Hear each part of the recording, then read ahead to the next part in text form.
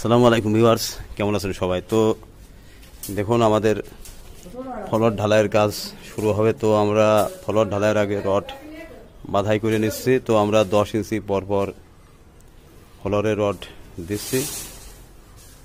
তো আমরা এখানে 10 মিলি রড ব্যবহার করছি এবং আমরা ঢালাইয়ের হাইট দেব 6 ইঞ্চি।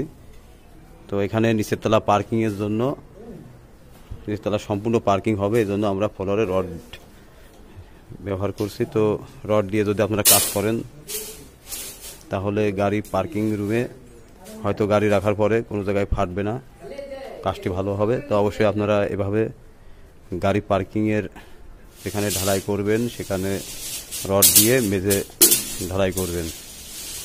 তো দেখুন, এখানে আমরা 10 ইঞ্চি পরপর রড দিয়েছি এবং গেট বিমের উপরে ঢালাই উঠাই দেব, তাহলে মেঝেটা ভালো হবে। তো আপনারা সবাই আমার ভিডিওটা যদি ভালো লাগে অবশ্যই লাইক দিতে ভুলবেন না, এবং কোনো প্রশ্ন থাকলে অবশ্যই কমেন্টে জানাবেন, আমি আপনাদের উত্তর দেওয়ার চেষ্টা করব ইনশাল্লাহ। তো সবাই সুস্থ থাকবেন, ভালো থাকবেন ইনশাল্লাহ। আমি আজকের মতো বিদায় নিচ্ছি। আল্লাহ হাফেজ।